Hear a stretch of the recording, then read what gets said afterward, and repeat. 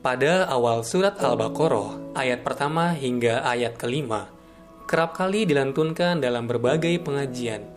Tidak jarang pula dibacakan sebagai surat pilihan dalam sholat 5 waktu. Tentu saja hal ini menimbulkan pertanyaan mendasar. Mengapa menjadi salah satu pilihan surat yang sering dibacakan? Apa makna yang terkandung di dalamnya? Pertanyaan tersebut sesungguhnya melahirkan harapan supaya wahyu tersebut dapat diejawantahkan dalam kehidupan bermasyarakat. Assalamualaikum warahmatullahi wabarakatuh. Pada kesempatan ini kita akan membahas surat Al-Baqarah ayat 1 sampai 5. Ya. A'udzubillahi minasyaitonirrajim. Bismillahirrahmanirrahim. Alif Lam Mim.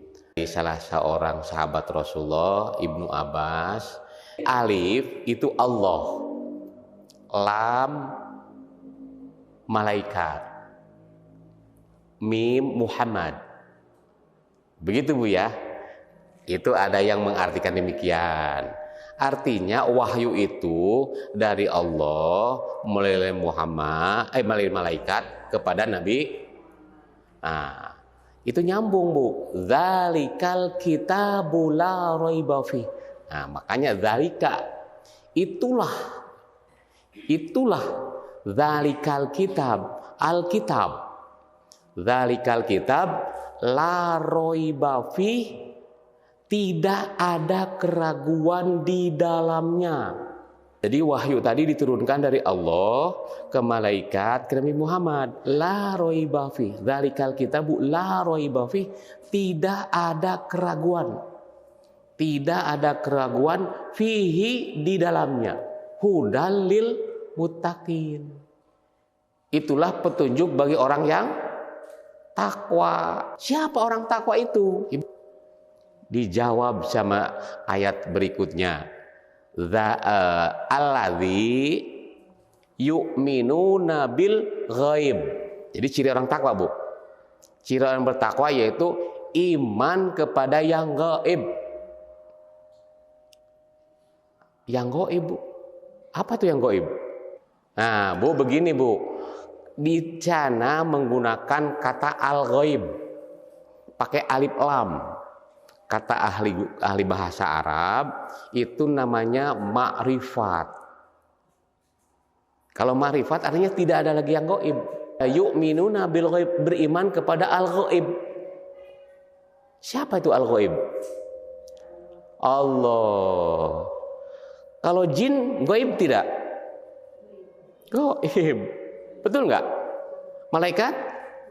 Surga? Neraka? Sebenarnya Bu, jin, malaikat, surga, neraka itu bukan gaib, tapi digoibkan. Beda nggak Bu? Jadi ada yang gaib, ada yang digoibkan. Jadi ciri orang takwa itu iman kepada al-gaib. Artinya kepada Allah. Karena selain Allah bukan gaib, tapi magyub, yang digoibkan. Kata Allah, hadir. Gitu. Nah, gitu Bu. Jadi jangan salah paham iman kepada yang gaib, iman ke genderuwo, iman ke jurig, ya. Itu takwa itu iman kan gaib itu takwa. Tidak Ibu, malah musyrik jadinya. Kalau kita lebih takut kepada selain Allah, sama-sama gaib. Jin kan gaib, iman kepada gaib artinya takwa. Bukan Bu. Ya, jin itu sama dengan kita Bu, makhluk. Jadi kalau ada orang yang takut kepada jin, artinya sama takut kepada makhluk. Nah, sedangkan kita yang disebut bertakwa itu iman kepada yang gaib. Kenapa Allah menggunakan kata al-ghaib? Karena Allah tidak bisa ditangkap oleh panca indera kita. Kenapa nggak kelihatan? Karena gaib. Tapi ada. Nah Bu, betapa beratnya iman kayak gaib Bu. Ya, iman ke Allah yang gaib nggak kelihatan. Itulah takwa. Kita mau melakukan sesuatu, kan Allah melihat. Jadi emang nggak jadi. Nah gitu orang takwa Bu. Mau ngomongin orang, kejelekan orang nggak bisa. Sama Allah mendengar kita. Tubuh hebatnya orang takwa tuh. Karena walaupun nggak kelihatan, tapi yakin ada. Iman kepada gaib itu. Walaupun nggak kelihatan oleh mata, nggak kedengar oleh telinga. Sekarang Allah ada. Apa buktinya? Ada yang ciptakan. Betul nggak? Ini bumi ini ada yang ciptakan nggak? Ada yang menciptakan nggak? Ya adalah. Yaitu Allah. Nggak mungkin tiba-tiba jadi, nggak mungkin. Nggak mungkin Bu. Ya, jadi kalau apa dalilnya Allah ada, adanya kita. Selesai. Ya. Nah, jadi salah satu ciri orang takwa iman kepada yang gaib. Kenapa di situ menggunakan kata gaib? Karena memang tidak bisa dilihat, tidak bisa diraba. Tapi orang takwa iman ke yang gaib walaupun tidak ada. Bicara kedengaran sama Allah. Ya, melakukan sesuatu Allah Maha melihat, sehingga dia menjaga diri agar tidak melakukan sesuatu yang dilarang oleh Allah Subhanahu wa taala. Inilah disebut takwa. Bu ya, takwa itu menjaga diri agar tidak melakukan hal-hal yang dilarang Allah. Atau ibu melaksanakan perintah Allah walaupun nggak kelihatan. Kita melakukan sholat Bu ya. Kelihatan nggak Allah? Allah melihat nggak? Melihat. Jadi yang pertama apa Bu? Ciri orang takwa?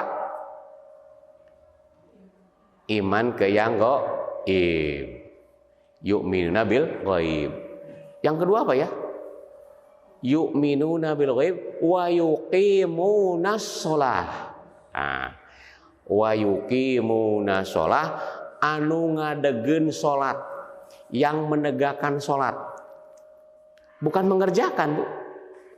Ya, jadi yukimu teh kata orang ngerti bahasa itu dari akoma.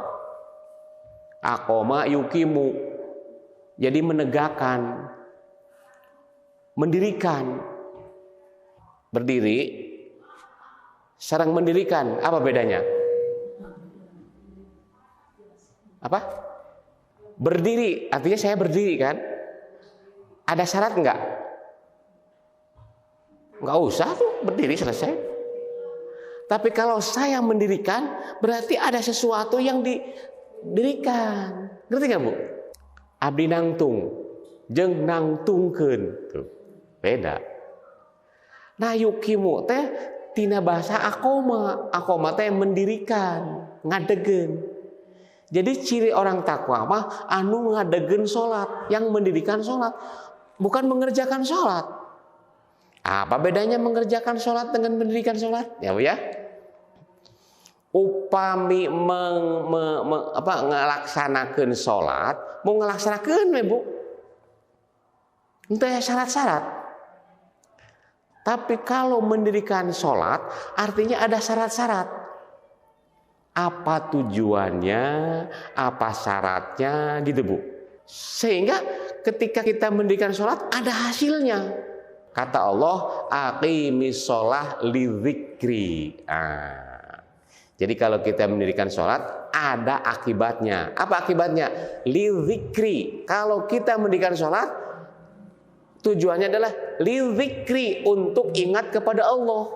Jadi kalau kita kenapa Allah merintah sholat? Agar kita ingat kepada Allah. Kenapa gitu kalau ingat kepada Allah? Ala bidzikrillahi tatmainal qulub. Orang yang ingat kepada Allah hatinya tenang. Jadi kalau ibu ingin hidup tenang, ingat Allah aja. Sebaliknya sekarang, kalau hidupnya gelisah terus, berarti nggak ingat Allah. Orang yang ingat Allah hatinya tenang. Makanya orang yang sholat mah hidupnya tenang gitu. Jadi kalau ibu tetap hidupnya gelisah, berarti sholatnya kemana? Sholat, ingat kemana-mana Bu ya. Allahu Akbar. ke warung tadi beli ini Allahu Akbar. Nah, Anda harus dibayar cenah. Nah, cara ingatnya kepada Allah dibimbing sama bacaan kita. Allah. Harusnya kan, Bu? Allah Maha Besar. Jadi selain Allah kecil. Hutang kecil. Iya, Bu. Nggak usah pikirin. Allahu Akbar, nanti Allah beri jalan keluar. Gitu maksudnya, Bu. Ada masalah besar tidak? Allahu Akbar. Ya. Dilanjutkan Allahu Akbar kabiro walhamdulillahi katsiro wa subhanallahi bukrata wa asila. Inni wajjahtu wajhiya lilladzi fataras samawati wal arda hanifam musliman wa ma ana minal musyrikin. Inna sholati wa nusuki wa mahyaya wa mamati lillahi rabbil alamin. Pasrah, Ibu. Hidupku, matiku, sholatku, ibadahku hanya untuk Allah. Nah, begitu, Bu. Nikmat, Bu, ya. Secara fisik aja, Bu, ya. Kalau secara fisik orang yang sholat, coba aja Ibu lihat, pikirkan ya.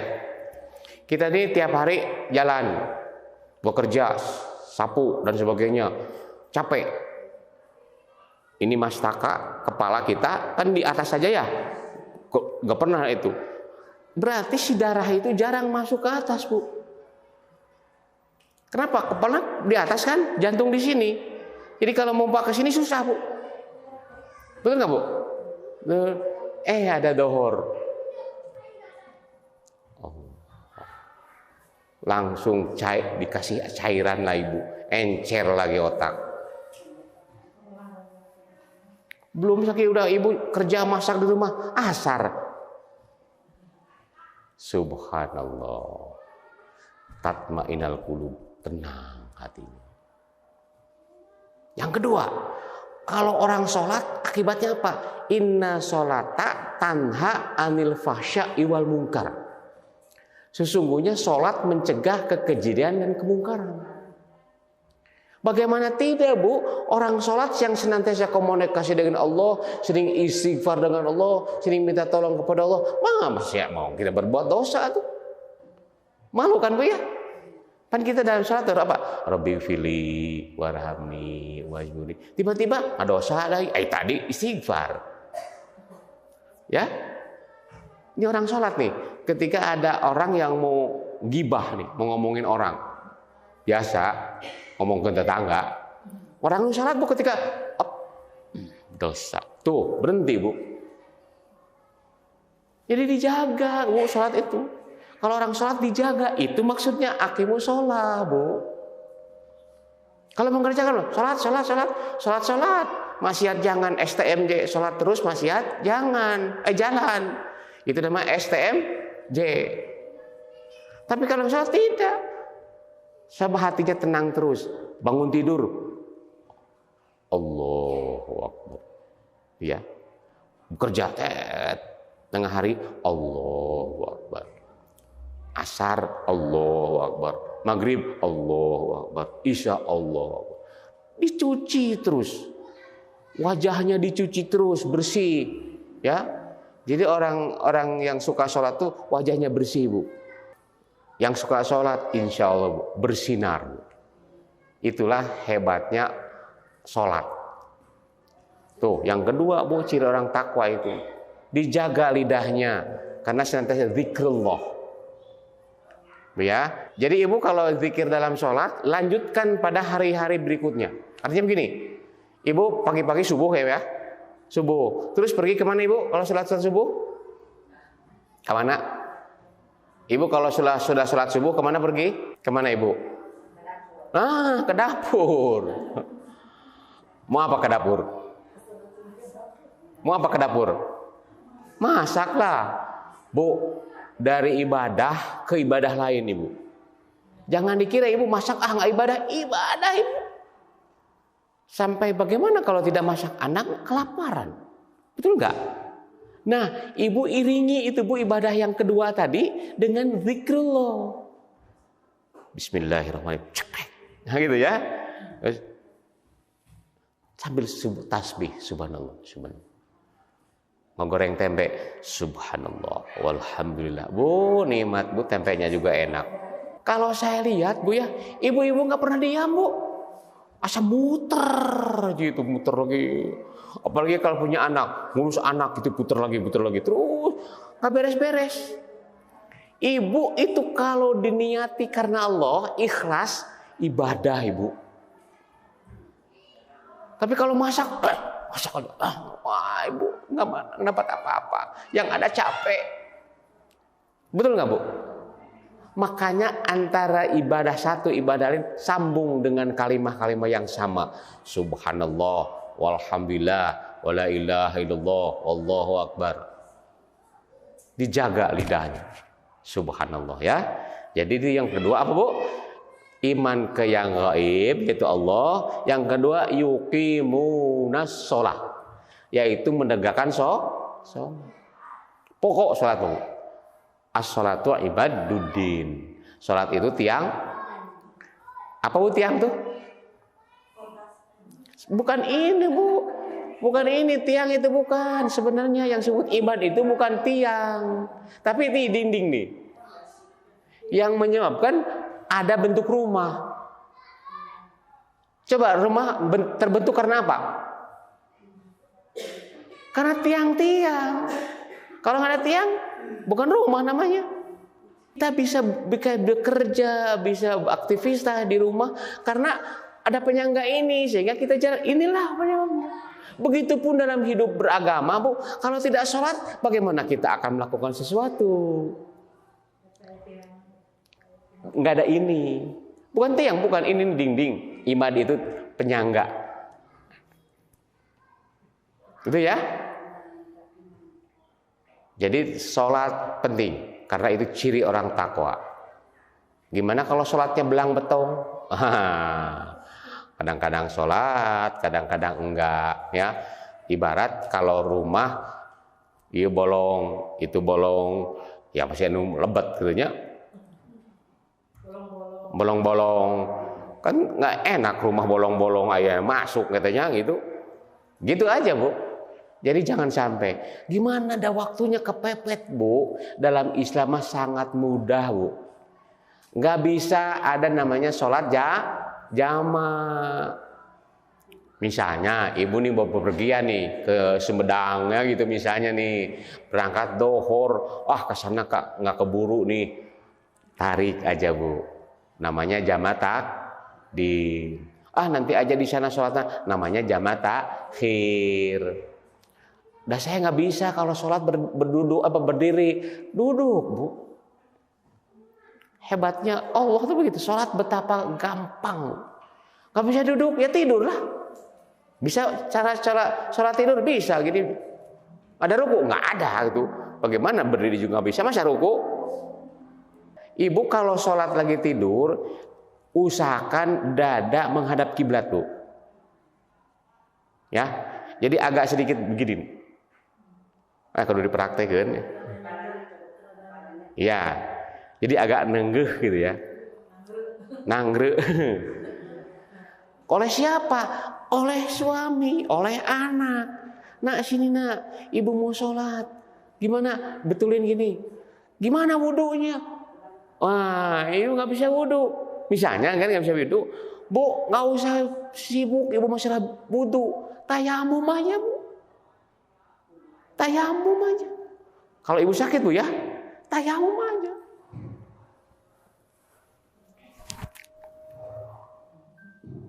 Karena tembok punya, iya, ulah kadi Bu, ibu panjang teuing. Jadi ada dua Bu ya, boleh ibu gini Bu, boleh gini.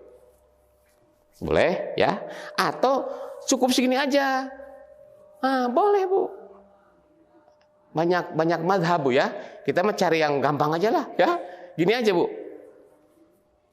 Tos we. Allah. Kalau takbir masih boleh Pak. Masih bisa takbir Allah Pak. Kumaha rukuna? Nah, rukunya dengan isyarat. Agak nunduk sedikit. Allah liman hamidah. Sujud gini.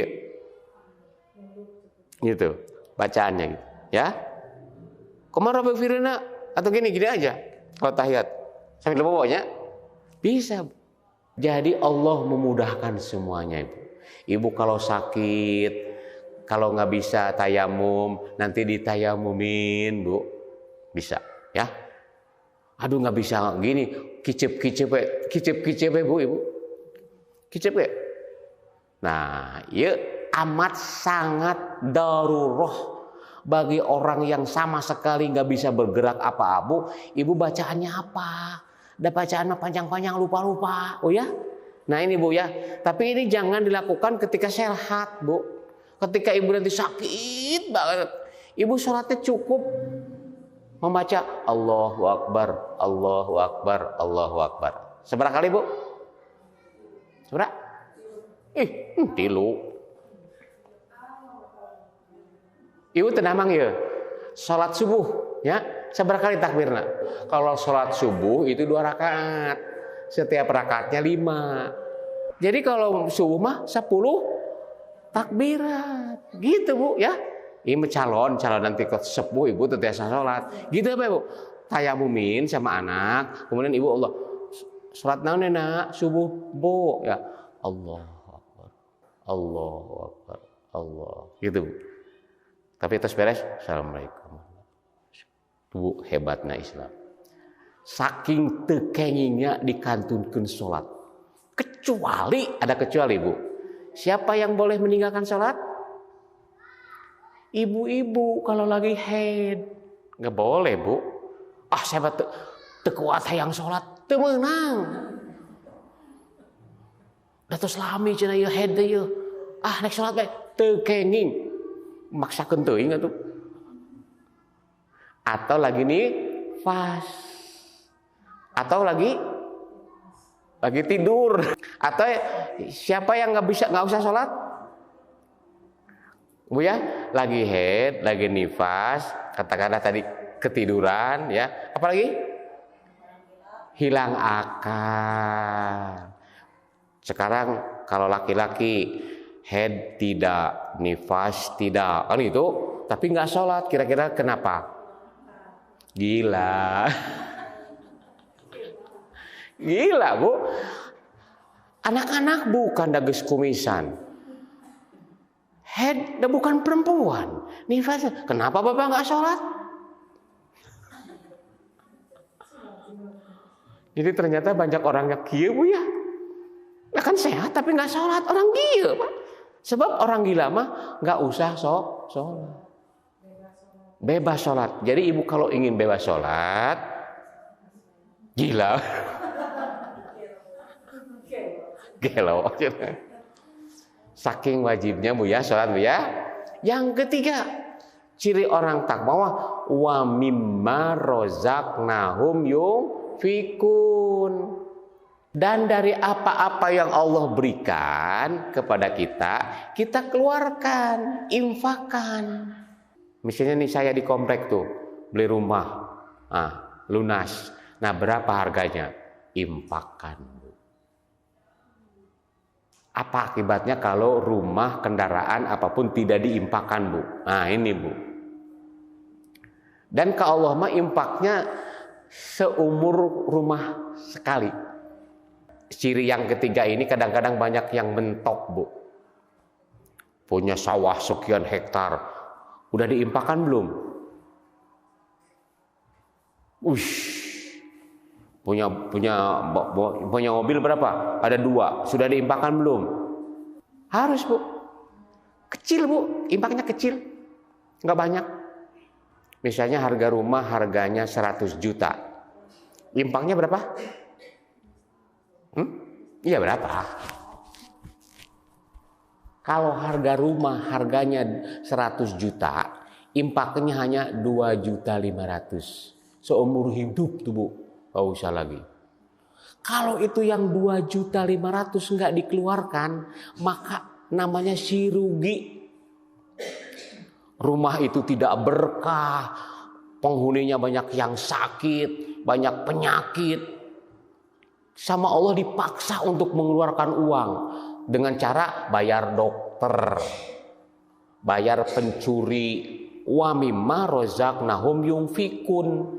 Jadi ada yang wajib, ada yang sunnah, itu ya. Ada yang melekat dalam jiwa, misalnya zakat fitrah, zakat mal. Ibu punya emas, Bu. Kalau emas itu dipakai, Bu ya, itu hanya sekali saja infaknya. Tapi kalau di deposito bisa nyimpen 1 kilo itu ya, nah itu tiap tahun. Tapi kalau hanya cincin sekedek minil gitu ya, udah aja sedekah aja, Bu. Ibu niatkan sedekah cincin. Tuh, jadi ciri orang takwa begitu, Bu. Wa mimma razaqnahum yunfikun. Yang keempat, alladzina yu'minuna bima unzila ilaika wa ma unzila min qablik. Iman kepada apa yang diturunkan kepadamu dan sebelum kamu. Artinya iman kepada Al-Qur'an.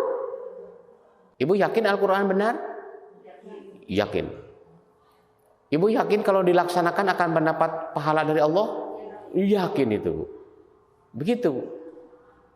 Karena mungkin tidak mengerti Al-Quran, banyak orang yang lebih percaya kepada ajaran karuhun ketimbang Al-Quran.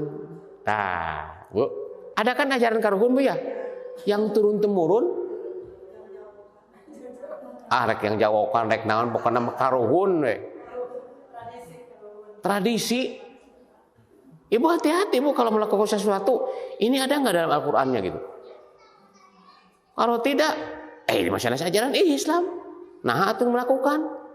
Nanti kata orang tua teh, ajaran karuhun sia, sudah gitu. Nah, jadi kita yakin ke Quran. Walaupun orang tidak suka terhadap pelaksanaan itu, tapi kata Quran laksanakan. Kalau kita ingin selamat. Ya. Yang kelima, ciri orang takwa mah wabil akhiratihum yuqinun. Jadi kepada kehidupan akhirat yakin, Bu. Ibu yakin pada maut? Yakin ya? Yakin masa tuh yakin? Yakin kita pasti mati. Hanya kapannya, di mananya, wallahu a'lam. Tapi pasti mati. Yakin, Bu ya? Semua yang ada di muka bumi yakin akan mati. Rek komunis kayak rek Yahudi kayak yakin mati. Tapi masalahnya yakin nggak setelah mati akan ada kehidupan? Nah ini, Bu. Umat Islam yakin bakal kita akan hidup lagi di akhirat. Tapi nanti setelah kehancuran alam semesta, nanti Allah ruh yang ada di mana? Di alam barzah masukkan lagi ke dalam tubuh kita. Jadi kita pada hidup lagi semua. Untuk apa dihidupkan? Untuk menikmati nikmatnya surga, untuk memberi balasan bagaimana pedihnya neraka, gitu. Ya, Bu ya. Nah, itulah yang sering dibaca oleh kita setiap membaca surat Al-Baqarah. Jadi kalau ibu baca Al-Baqarah, mengingatkan sholat, infak, ya, gitu, kepada akhirat, gitu, Bu, ya. Jadi kalau ibu misalnya membaca Yasin, kemudian Al-Baqarah gitu, Bu ya. Itu Bu maksudnya, Bu ya. Jadi insya Allah kalau ibu sering membaca ayat itu akan lebih takwa kepada Allah Subhanahu wa taala. Itu maksud tujuan ulama kita, guru-guru kita agar kita membaca surat Al-Baqarah ayat 1 sampai 5. Gitu Bu maksudnya, Bu. Karena betapa luasnya ayat itu. Hanya masalahnya jarang dilaksanakan. Gitu, Bu ya. Begitu. Jadi mudah-mudahan dengan adanya dibahas surat Al-Baqarah ini kita semuanya lebih memahami.